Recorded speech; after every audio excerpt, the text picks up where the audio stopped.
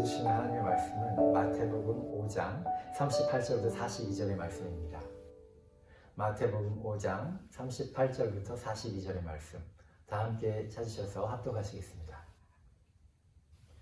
또 눈은 눈으로 이는 이로 갚으라 하였다는 것을 너희가 들었으나 나는 너희에게 이르노니 악한 자를 대적하지 말라. 누구든지 내 오른편 뺨을 치거든 왼편도 돌려대며 또 너를 고발하여 속옷을 가지고자 한 자에게 겉옷까지도 가지게 하며 또 누구든지 너로 억지로 오리를 가게 하거든 그 사람과 심리를 동행하고 내게 구한 자에게 주며 내게 꾸고자 한 자에게 거절하지 말라. 함께 기도하시겠습니다. 하나님 아버지 감사합니다. 오늘도 은혜의 날을 주시고 주님 앞에 나와 하나님의 말씀을 듣게 하시니 감사합니다. 이 주님의 말씀을 통하여 하나님 저에게 주시는 하나님의 뜻을 밝히 알게 하시고 오늘도 주님을 닮아가며 오늘도 주님을 기쁘시게 하는 예배자로 살아가는 우리 모두가 되게 하여 주시옵소서. 이 시간에 성령님 충만하게 우리 안에서 역사하시고 말씀을 전한 자나 말씀을 듣는 자 모두가 한 성령 안에서 충만한 하나님의 은혜를 경험하는 복된 시간 되게 하여 주시옵소서. 감사하며 예수님의 이름으로 기도합니다. 아멘. 우리 하나님은 우리로 하나님을 닮아가게 하시는 하나님이십니다. 오늘 하루가 어떠했든지 간에 상관없습니다. 오늘 하루를 살면서 내가 예수 그리스도를 닮아가고 있다면 그 하루는 아주 복된 하루인 것입니다. 한평생 살았는데 예수님을 조금도 닮지 못하고 내 마음대로 인생을 살았다면 맨 마지막 시간에 나의 자신을 돌아볼 때 후회가 많을 것입니다. 하나님께서 영적인 존재, 인간을 만드신 목적은 이 세상에서 하나님의 모습을 우리를 통하여 이 땅에서 영원토록 드러내기 원하시는 하나님의 계획이 있으십니다. 그 목적을 가지고 만드셨기 때문에 우리는 하나님의 형상의 모양으로 지음받았다. 성경은 그렇게 말하고 있습니다. 한순간 죄를 선택해서 사망 가운데 거하였던 순간도 있었지만 하나님께서 우리를 향한 그 계획은 전혀 변함이 없으십니다. 우리를 존귀한 자로 변화시키시고 이 세상에서 하나님의 모습을 드러내고자 하시는 하나님의 영원한 계획에는 전혀 변함이 없으십니다. 이를 위해서 하나님은 우리를 쉼없이 가르치시고 성령님은 우리 안에서 주의 말씀을 듣게 하시고 이해하게 하시고 그 말씀 안에 거하게 하십니다. 우리의 하루하루가 주님을 닮아가는 복된 하루가 되기를 예수님의 이름으로 축원드립니다. 사람이 참으로 선하고 아름답고 또 사랑이 많은 사람의 모습을 우리가 주변에서 볼 수 있게 됩니다. 사랑이 많은 사람, 선한 사람. 이 사람의 특징은 잘 믿어준다는 겁니다. 사람이 뭐라고 말하면 다 믿어줘요. 이 사람 앞에서 농담 한번 하는 거 쉽지가 않습니다. 왜냐하면 농담도 다 믿어주기 때문에 그렇습니다. 선하고 사랑이 많은 사람은 존재 자체를 그대로 믿어줍니다. 그것이 사랑입니다. 그러나 이런 분들의 특징 중에 하나는 잘 사기를 당한다는 것입니다. 많은 사람들로부터 사기를 많이 당하게 되면 사람들에 대해서 마음을 닫게 되고요. 홀로 고독하게 될 가능성이 높습니다. 그런데요, 어떤 분들은 그렇지 않은 분들도 있습니다. 그렇게 사기를 당하면서도 사람에 대해서 마음을 닫지 않고 고독하지도 않은 분들이 계십니다. 우리 집안에 그렇게 선하고 사랑이 많으신 분들이 계시죠. 또 이분들의 특징은 무엇입니까? 잘 도와줍니다. 이들은 도움이 필요한 자들에게 필요에 민감하고 그들을 잘 도와주는 긍휼의 마음이 있습니다. 그러나 이러한 분들의 특징은 뭡니까? 잘 이용을 당합니다. 이용만 당했다고 생각해서 상처받는 분들도 있습니다. 그런데요, 어떤 분들은 그렇지 않은 분들도 있어요. 전혀 상처받지 않은 분들도 있습니다. 선하고 사랑이 많고 헌신적인 그분이 인생에 대한 깊은 이해가 있을 때 세상에 살고 있는 인생들의 연약함을 이해하고 심지어 악한 마음을 품고 있는 자들을 향해서도 용납하는 마음으로 그들을 감싸고 그들에게 다가갑니다. 그러므로 어찌 보면 다 알고서도 사기를 당해주는 것이고요. 빌려달라고 온 사람들에게 빌려주지만 다시 돌려받을 것을 기대하지 않는 분들도 보게 됩니다. 우리의 부모님들이 그런 모습 보이지 않습니까? 그러한 사랑으로 자녀들에게 대해주시는 것을 보게 됩니다. 자신이 아들이 사기칠 거 알고 망할 거 알면서도 빌려주는 거죠. 이와 같은 사랑의 모습이 사실은 이러한 사랑의 모습을 통해서 우리는 사실은 하나님의 사랑을 발견하게 됩니다. 우리는 살기 위해서 예수 그리스도를 찌르고 죽인 것입니다. 우리 살기 위해서 예수 그리스도를 십자가에 못 박은 거예요. 살아야 되니까. 살기 위해서. 내가 살아야 되니까, 우리 자식이 살아야 되니까 예수를 칼로 찌른 것입니다. 십자가에 못 박은 것입니다. 무지하고 더러운 자들의 손에 달려서 주님이 십자가에서 죽으신 것입니다.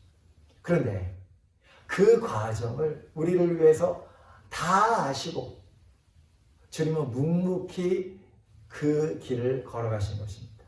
그것이 하나님의 사랑입니다.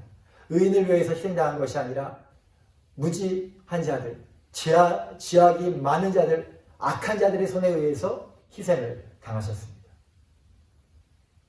그 은혜는 우리는 그 은혜를 다시 페이백할 수 없습니다. 그 값을 다시 갚을 길이 없습니다. 그래도 우리 살기 위해서 아들을 달라고 했고 그 아들을 우리가 취한 것입니다. 그런데 주님은 그것을 다 아시면서 사기꾼 같은 우리들에게 허락하신 것입니다. 주님은 그처럼 십자가로 죄인인 우리를 품어주신 것입니다. 우린 이처럼 커다란 은혜를 받은 자입니다. 내가 누구입니까? 나는 은혜 받은 자입니다. 나는 하나님의 크신 사랑을 받은 자입니다. 사기꾼 같은 자, 바로 우리입니다. 오직 살려고 하나님의 아들도 죽이는 자, 의인도 십자가에 달아버린 자입니다. 그래야 사니까. 그러나 그러한 과정을 다 허락해 주시고 용납해 주시고 살려는 우리를 향해서 주님은 내 피를 받아 마셔라. 내 살을 받아 먹어라. 그리고 살아라 말씀하신 주님이십니다. 그처럼 우리는 사랑받은 자입니다. 그 사랑이 내 안에 있기 때문에 우리 또한 그러한 사랑으로 이 세상에서 하루를 살아가게 하셨습니다. 우리 또한 그러한 사랑으로 이 세상에서 하나님의 사랑을 드러내게 하셨습니다. 이 시간 다 함께 고백하겠습니다. 나는 엄청난 사랑을 받은 자이다. 한 번 더 고백합니다. 나는 엄청난 은혜를 받은 자이다. 아멘. 예, 그렇습니다. 나는 엄청난 은혜와 사랑을 받은 자입니다. 그 은혜와 사랑이 내 안에 있음을 믿으시는 저와 여러분 되시기를 예수님의 이름으로 축원드립니다. 오늘 말씀은 산상수훈의 말씀 중에서 주님의 말씀입니다. 신앙인들이 산상수훈에 대해 가지고 있는 오해는 무엇입니까? 오해가 있어요.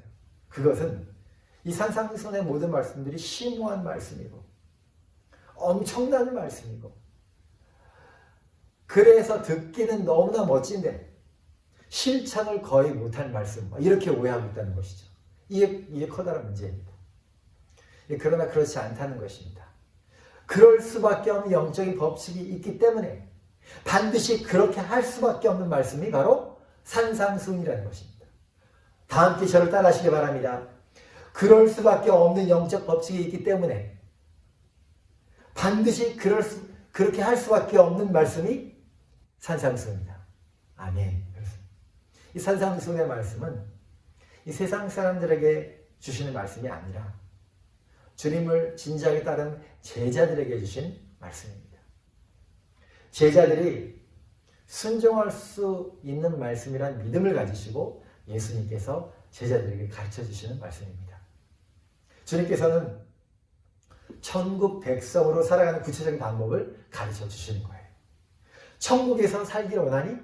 그렇다면 이러한 삶의 모습이 필수적으로 너희 안에 나타나야 된다라는 것입니다.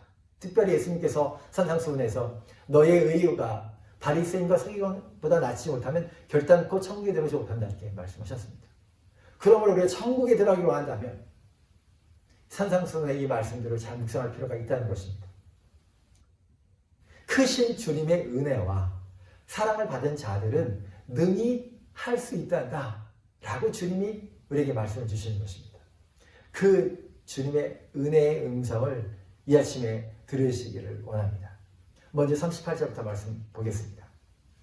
또 눈은 눈으로 이는 이로 갚으라 했다는 것을 너희가 들었으나 39절에 나는 너희에게 이르노니 악한 자를 대적하지 말라. 누구든지 내 오른편 뺨을 치거든 왼편도 돌려대며 치라고 돌리자는 말씀이죠. 이 한번 보겠습니다. 38절의 관점. 눈은 눈으로 이는 이로 갚으라 한다면 누가 나의 오른뺨을 치면 나는 어떻게 해야 됩니까? 나도 오른뺨을 제대로 한번 때려야 하는 거예요. 그렇죠? 내가 오른뺨을 맞으면 나도 상대방의 오른뺨을 제대로 때려야 하는 거예요. 그것이 바로 이는 이고 눈은 눈인 것이죠. 사실 나는 잘못이 없어요. 그런데 나는 나의 오른뺨을 내가 맞았으니까 나는 이왕에 그놈의 오른뺨을 때릴 땐 더 세게 때려야지. 분이 풀릴 것 같다는 겁니다. 아니 내가 잘못한 것도 없는데 왜 내가 오른뺨을 맞아? 그러니까 내가 그 사람 오른뺨을 더 세게 쳐야지 내 마음이 속이 확 풀릴 것 같다는 거죠. 이게 기본적인 우리의 마음이라는 겁니다. 그러니 이렇게 하지 말라는 것입니다. 우리는 먼저 이 38절의 말씀에 대해서 바른 이해가 필요합니다. 이 말씀 먼저 레위기 24장 19절 20절에서 등장합니다. 사람이 만일 그의 이웃에게 상해를 입혔으면 그가 행한 대로 그에게 행할 것이니 상처에는 상처로 눈에는 눈으로 이에는 이로 갚을지라 남에게 상해를 입힌 그대로 그에게 그렇게 할 것이며 라고 말씀합니다. 그런데 오늘 예수님의 말씀은 정반대로 말씀하시니까 그렇죠? 레위기 말씀과는 정반대로 예수님이 말씀하시니까 이것은 어떻게 된 것입니까? 레위기의 말씀을 통해서 하나님께서 주시고자 하는 말씀 목적이 있다는 거예요. 그것을 사람들이 잘 모른다는 겁니다. 그 하나님의 말씀의 목적은 보복의 제한입니다. 다 함께 고백합니다. 보복의 제한. 자신의 억울함과 아픔을 자신이 표현하려고 하면 보복의 제한이 안 된다는 거예요. 우리의 모습을 모두 그렇습니다. 누가 나를 건드리기만 해봐. 너는 거의 죽는다. 이런 마음이 우리에게 깔려있는 거예요. 네가 뭔데 나를 건드려? 그럼 넌 나한테 죽어. 이런 마음이 있는 거예요. 이런 마음과 생각이 공정하지 않다는 거죠. 하나님께서 보실 때. 이 보복이 이런 공정한 보복이 아니라는 것이죠. 이러한 생각조차도 공정한 생각이 아니고 악한 생각이라는 것입니다. 성경에서 레위기의 말씀을 주신 것은 사실 저지, 재판장에 위치해 있는 사람들에게 주신 말씀이라는 것입니다. 반면에 개인들에게 개인적인 보복을 허락하는 말씀으로 주신 말씀이 아니라는 것이죠. 개인들 각각이 보복을 하게 되면 공정하고 공의롭게 보복을 할 수 없다는 것입니다. 그런데 그 당시 바리새인들은 이 말씀을 개인의 보복을 허락하시는 말씀으로 가르쳤다는 것입니다. 예수님은 이것을 제대로 가르치시면서 하나님 나라의 백성의 바른 자세를 가르치시는 것입니다. 보복, 보수는 내가 하는 것이 아니라는 거예요. 감정적으로라도 마음적으로라도 보복, 보수는 내가 하는 것이 아니라 재판장 대신 하나님께서 하시는 것이라는 겁니다. 이것을 예수님께서 진실로 가르치시기를 원하셨습니다. 예수님께서는 죽으시는 순간에서도 이 천국 논리를 끝까지 주장하셨습니다. 예수님께서는 자신을 죽이는 자들의 잘못을 보면서 그들을 저주하지 아니하셨습니다. 보복의 마음을 나타내지 않으셨습니다. 오직 고통 속에서 하나님께 오히려 용서를 구하셨습니다. 아버지여, 저들을 사하여 주시옵소서. 저들이 하는 바를 알지 못합니다. 라고 기도했습니다. 그렇죠. 이 세상에서 나쁜 짓 하는 자들이 자신이 하는 것이 무엇인지 알고 하는 사람이 있겠습니까? 이 세상에서 악한 일 하는 사람들이 다 그래요. 자기가 한 일이 얼마나 나쁜 것인지 알지 못하고 나쁜 짓을 합니다. 그러면 벌을 받아야죠. 엄청 많은 벌을 받아야 되죠. 그러나 주님은 벌을 받게 해달라고 내가 마음적으로 입으로 고백을 하는 것이 아니라 그들은 잘 모릅니다. 그들의 죄를 사하여 달라고 기도했습니다. 스데반도 마찬가지죠. 주여 이 죄를 그들에게 돌리지 마옵소서. 이 말을 하고 숨을 거둡니다. 이렇게 됐던 것은 가장 커다란 대원칙이 있었기 때문에 그렇습니다. 가장 커다란 대원칙은 보복, 보수는 마음적으로든 입으로든 내가 하는 것이 아니라는 것입니다. 재판장이신 하나님께서 하신다는 거예요. 그렇다면 그렇게 악한 자들로부터 당하는 순간 우리가 입을 벌려서 할 수 있는 말은 무엇입니까? 저들의 죄를 사하여 주옵소서. 저들의 죄를 그들에게 돌리지 마옵소서. 이러한 말들이 우리가 할 수 있는 말들이라는 것이죠.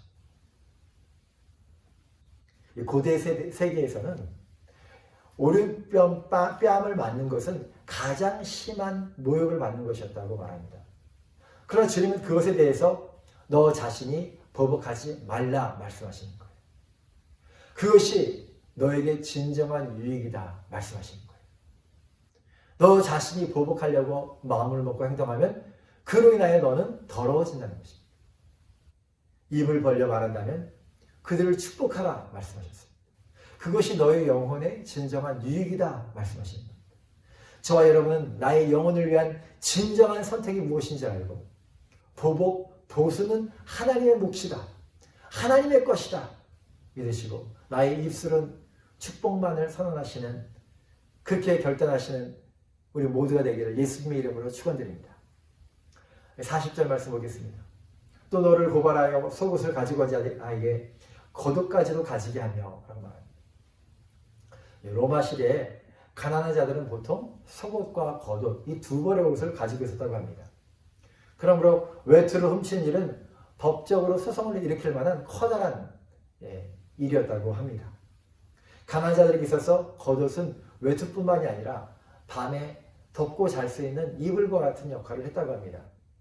그러므로 그 당시 유대 법률 제도에 의하면 빼앗긴 의복은 소송을 통해서 결국 되찾게 되는 승소가 거의 확실했다고 합니다. 채권자는 어떤 경우에도 가난한 채무자의 겉옷을 빼앗을 수 없기 때문입니다. 출애굽기 22장 26절 27절입니다. 내가 만일 이웃의 옷을 전당 잡거든 해가 지기 전에 그에게 돌려보내라. 그것이 유일한 옷이라. 그것이 그의 알몸을 가릴 옷인즉 그가 무엇을 입고 자겠느냐. 그가 내게 부르짖으면 내가 들으리니 나는 자비로운 자임이다. 이렇게 말씀하셨습니다. 그러므로 마태복음 5장 40절 또 너를 고발하여 속옷을 가지고자 하는 자에게 겉옷까지도 가지게 하며 겉옷까지도 가져가게 해. 그렇게 하라. 이 말씀은 사실 악한 고소자들을 대항하는 아주 강력한 예수님의 말씀이었다는 것이죠. 악인을 향해서 무저항의 모습처럼 보일지라도 너무나 바보처럼 연약해 보여도 가장 확실한 능력의 모습이라는 것입니다. 왜냐하면 하나님은 공의로운 재판장이시고 공의를 행하시는 하나님이시기 때문에 그렇습니다. 결국 하나님께서는 하나님의 자비를 그 환경에 나타내시며 공의로 재판장 되신 하나님의 공의가 그 악한 고소자에게 또한 그 불쌍한 겉옷을 잃어버린 자에게 나타나게 된다는 말씀입니다. 하나님께서 나타나셔야만 하는 거예요. 이게 괜찮아요. 하나님이 온전히 나타나셔야만 합니다. 하나님의 말씀이 그대로 하나님의 뜻만이 나타나야만 하는 겁니다. 이를 내가 방해해서는 안 되는 거예요. 누가 방해해요? 내가 방해한다는 거죠. 내가 어설프게 악한 마음으로 그들과 싸우려 하면 안 된다는 거예요. 나는 오직 나의 입으로 하나님께 바른 말만 해야 되는 거예요. 그러므로 저와 여러분은 악인의 송사를 두려워하지 마시길 바랍니다. 주님은 공의로운 재판장이라는 거예요. 주님은 우리를 주님의 자비로 덮어주실 줄로 믿습니다. 겉옷을 빼앗긴 자, 오직 하나님은 예수로 우리를 옷 입혀주실 줄로 믿습니다. 하나님의 자비로, 하나님의 긍휼로, 하나님의 은혜로 우리를 옷 입혀주시는 그 은혜가 되도록 우리는 입으로 고백을 해야 됩니다. 그 사랑으로 그 능력으로 우리를 옷 입혀주실 주님을 믿습니다. 공의로운 재판장 앞에서 나를 향한 악한 송사를 주님께 맡겨드리고 나의 입은 악한 말을 말하지 않고 주님을 기다리시는 공의로운 재판장 되신 하나님 앞에서 지혜로운 주님이 변호사가 되어셔서 악한 자의 송사로부터 지키시고 승리하게 하시는 주님을 기대하시는 저와 여러분 되시길 예수님 이름으로 축원드립니다. 오늘 본문 41절입니다. 또 누구든지 너로 억지로 오리를 가게 하거든 그 사람과 심리를 동행하고. 그 당시 로마 시대에는 로마 군인들이 지역 주민의 노동력을 증발할 수 있는 법적 권리를 가지고 있었다고 합니다. 이런 요구에 저항하지 말라는 것이죠. 이런 요구에 저항하지 말고 억압자에게 도움을 제공하라. 지금 예수님이 그렇게 말씀하십니다. 이런 예수님의 권고는 그 당시 유대를 정치적으로 회복하기를 원하는 그 사람들의 관점에 보면 상당히 마음을 불편하게 하는 말씀이었을 것입니다. 그러나 불합리한 상황에서도 악한 자들과 대항하기에는 나는 약하다는 것이죠. 나는 약하기 때문에 악한 마음과 악한 계획으로 그들과 대적하지 말라는 거예요. 그들이 더 악하기 때문에 너의 그 악한 마음과 악한 계획으로 대적하면 네가 진다는 것이죠. 하나님을 바라보면서 오히려 그들을 축복하라 말씀하시는 겁니다. 그런데 오늘 이 말씀에서 놀라운 사실을 배우게 된다는 것입니다. 이러한 과정에서 대속적인 주님의 사랑을 발견하게 된다는 것입니다. 억울하게 보일 정도로 불합리한 상황에서도 하나님을 바라보면서 인내하면서 하나님의 공의를 기대할 때 보이는 분이 계신다는 것입니다. 그때 보게 되는 그분. 로마 군인들이 지역 주민의 노동력을 증발할 수 있는 법적 권리를 행사하는 장면, 그 장면 중에 하나가 성경 말씀에 나옵니다. 마가복음 15장 21절입니다. 마침 알렉산더와 루포의 아버지인 구레네 사람 시몬이 시골로부터 와서 지나가는데 그들이 그를 억지로 같이 가게 하여 예수의 십자가를 지르고. 보통 로마 군인들이 지역 주민의 노동력을 증발할 때는 로마 군병들의 짐을 대신 짊어지게 하는데 여기서는 예수님의 십자가를 억지로 대신 짊어지게 하는 장면입니다. 형 집행을 위해서 로마 병사가 그 죄인의 십자가를 대신 짊어지게 한 거죠. 억지로. 이 죄인이 십자가를 짊어져야 했는데 십자가 짊어지시기에 예수님이 지금 너무나 힘이 붙이셨어요. 그때 구레네 사람 시몬이 십자가를 짊어지게 됩니다. 그간 무도한 죄인의 십자가를 대신 짊어지려는 사람은 아마도 이 세상에 아무도 없을 것입니다. 누가 그를 대신 짊어지겠습니까? 기분 나쁘죠. 그러므로 구레네 시몬도 처음에는 심하게 저항을 했을 것입니다. 그러나 로마 군병이 억지로 같이 가게 했기 때문에 예수님의 십자가를 마침내 대신 짊어집니다. 그리고 예수님과 함께 골고다를 향한 길을 걸어갑니다. 이 구레네 시몬은요, 유대인의 규례를 따라 매년 열리는 유월절 축제에 참석하기 위해서 예루살렘을 방문했습니다. 예수님께서 예루살렘을 입성하실 때 요란하게 호산나 호산나 우리를 보내달라고 외쳤습니다. 많은 사람들이 그렇게 외쳤는데 그런 많은 사람들이 이제 예수님께서 십자가를 지시고 골고다로 올라가는 모습들이 잘 이해가 되지 않았습니다. 아마 구레네 시몬도 그랬을 것입니다. 예수님은 왜 이렇게 십자가를 지시나요? 많은 사람들이 호산나 호산나를 외쳤는데 왜 이렇게 되었나요?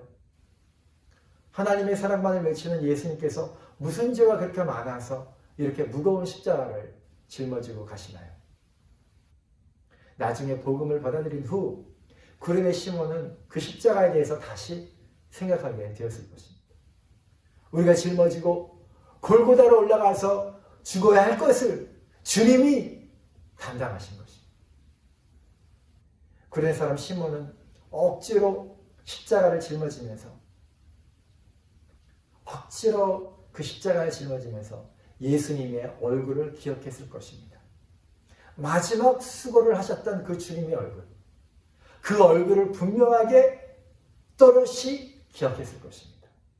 억지로 그 골고다의 길을 걸어갔을 때 그는 그 주님의 얼굴을 기억하는 축복의 순간을 맞이하게 된 것이죠. 억지로 그 길을 동행했기 때문에 억지로 그런 축복의 순간을 경험하게 된 것입니다. 교회 전승에 의하면 구레네 시몬은 십자가 사건 후에 회심하여 기독교인이 되었고, 그의 아들, 오늘 마가복음 나오는 그의 아들 루포, 알렉산더 루포가 신앙을 잘 전수받게 됐다고 합니다. 아버지의 경험을 수없이 들어왔던 알렉산더와 루포는 로마의 기독교 공동체에서 매우 잘 알려지고 중요한 인물이 되었다고 합니다. 따라서 마가복음에서 구레네 시몬을 소개하면서 굳이 알렉산더와 루포의 아비라고 설명했던 것입니다. 사도 바울도 로마서 16장 13절에 보면 루포를 언급하면서 주 안에서 택하심을 입은 루포와 그의 어머니에게 문안하라. 그 어머니는 곧 내 어머니라 라고 말하고 있습니다. 이 사도 바울은 하나님 나라 사역을 위해서 유용하게 쓰임받았던 자가 바로 구레네 시몬 아들 루포였고 또 구레네 시몬의 아내였다라고 로마에서에 언급하는 것입니다. 이처럼 복된 가정이 된 시작점도 자세히 살펴보니까 구레네 시몬이 억지로 주님과 골고다의 길을 동행했던 순간까지 올라가게 되는 거예요. 주님께서 말씀하십니다. 누구든지 그 사람과 억지로 오리를 가게 하거든 그 사람과 심리를 동행하고 주님 억지로라도 주님 가신 길 주님과 함께 걸어가게 해주십시오. 현재 나의 길 억지로 걸어가는 것 같아도 주님과 함께 걸어가면서 주님이 우리를 향해 행하신 그 수고의 주님을 만나게 하시고 주님과 함께 걸어가면서 나의 여러 가지 어려운 그 순간에서도 주님의 도움을 경험하는 주님의 은혜를 경험하는 우리 모두가 되게 되려고 간구하시던 저와 여러분 되시기를 예수님의 이름으로 축원드립니다. 이제 마지막으로 42절을 보시겠습니다. 내게 구한 자에게 주며 내게 구고자 한 자에게 거절하지 말라. 먼저 내게 구한 자에게 주라. 가난한 자들이 구할 때 주라는 것입니다. 성경 말씀은 핍절한 사람들에게 도움을 줄 것을 가르치십니다. 신명기 15장 11절입니다. 땅에는 언제든지 가난한 자가 그치지 아니하겠으므로 내가 내게 명령하여 이르노니 너는 반드시 내 땅 안에 내 형제 중 곤란한 자와 궁핍한 자에게 내 손을 펼지니라 말씀하십니다. 왜요? 이들을 섬기는 것이 누구를 섬기는 것이기 때문에. 네, 그렇죠. 예수님, 주님을 섬기는 것이기 때문에 그렇습니다.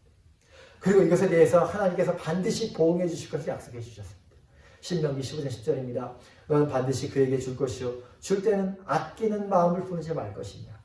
이로 말미암아 내 하나님 여호와께서 내가 하는 모든 일과 내 손이 하는 모든 일에 내게 복을 주시리라.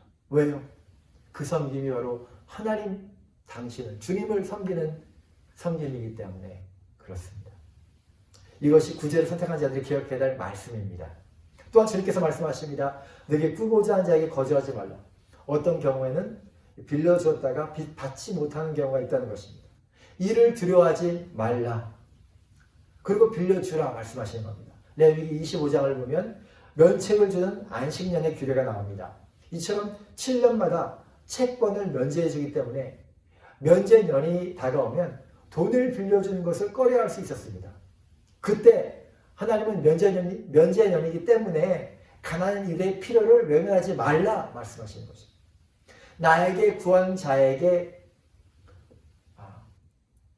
줄 때, 내가 돌려받을 수 있는 확신이 있을 때만 도와주지 말라는 것입니다. 언제나 도와주라는 말씀입니다. 내게 구하는 것은 내게 줄 것이 있다는 것입니다. 나에게 구하는 것은 내가 줄 것이 있다는 거예요. 그것을 감사하면서 주라 말씀하십니다. 나에게 꾸고자 하는 것이 있다는 것은 나에게 줄 것이 있다는 사실입니다. 그것이 뭐예요? 감사하면서 주라 말씀하십니다. 그렇게 너는 뭐예요? 은혜 받은 자라는 거예요. 그렇게 너는 하나님의 사랑받은 자라는 거예요. 그렇게 너는 하나님 앞에 부유한 자라는 것입니다. 그렇게 부유한 자인 것을 이 세상 앞에서, 하나님 나라의 상속자인 것을 이 세상 앞에서 드러내 보이라 주님께서 말씀하십니다. 너가 하나님 앞에서 받은 그 부유함을 나타내 보이라 말씀하시는 것입니다. 저와 여러분 모두가 이렇게 나는 하나님의 은혜 받은 자이고 하나님의 사랑받은 자이고 하나님의 부유함을 얻은 자인 것을 이 세상에서 드러내 보일 수 있는 믿음의 사람들 모두 되시기를 예수님의 이름으로 축원드립니다. 이 시간 다 함께 기도하는 시간 갖기를 원합니다. 하나님 아버지 감사합니다. 오늘 귀한 예수님의 말씀을 통하여 천국 백성이 어떠한 모양으로 이 세상에서 살아가야 되는지 깨닫게 하여 주시니 감사합니다. 먼저는 우리가 주님 앞에 나는 은혜 받은 자이고 나는 하나님께 사랑받는 자이고 하나님의 부유함이 충만한 자인 것을 보게 하여 주시옵소서. 보수, 보복은 나의 소관이 아니라 하나님의 것임을 선포하고 나의 입은 나의 영혼을 위하여 축복만을 말할 수 있는 복된 입술이 되게 도와 주시옵소서. 겉옷을 빼앗긴 인생과 같을지라도 하나님은 우리에게 예수로 옷 입히시는 분이시며 공의로운 재판장이신 하나님, 또한 우리를 위해 변호하시는 주님, 어떠한 악한 자의 송사 속에서도 우리는 주님의 보호하심, 또한 주님이 우리에게 주신 승리를 경험하게 될 것을 믿게 하여 주시옵소서. 나의 인생길에서 억지로라도 주님과 동행하게 하여 주시고 나의 길이 너무나 고통스러워서 억지로 걷는 길과 같을지라도 주님이 나와 함께 하시고 주님이 나를 도와주시기 때문에 억지로 걷는 그 동행길 속에서도 오직 나를 위해 수고하시는 주님을 발견하는 은혜가 우리 삶 가운데 충만하게 하여 주셨소서. 주님, 은혜 받은 자로, 하나님 사랑받은 자로, 주님 그러한 부유한 자로 섬김의 모범을 보이며 하나님의 부유함을 나타내 보이는, 그렇게 나눠주고 섬긴 자로 기쁨으로 살아가는 우리 모두가 되게 도와 주시옵소서. 그러한 솜나무 공동체 우리 모두 되게 하여 주시옵소서. 감사하며 예수님의 이름으로 기도합니다. 아멘.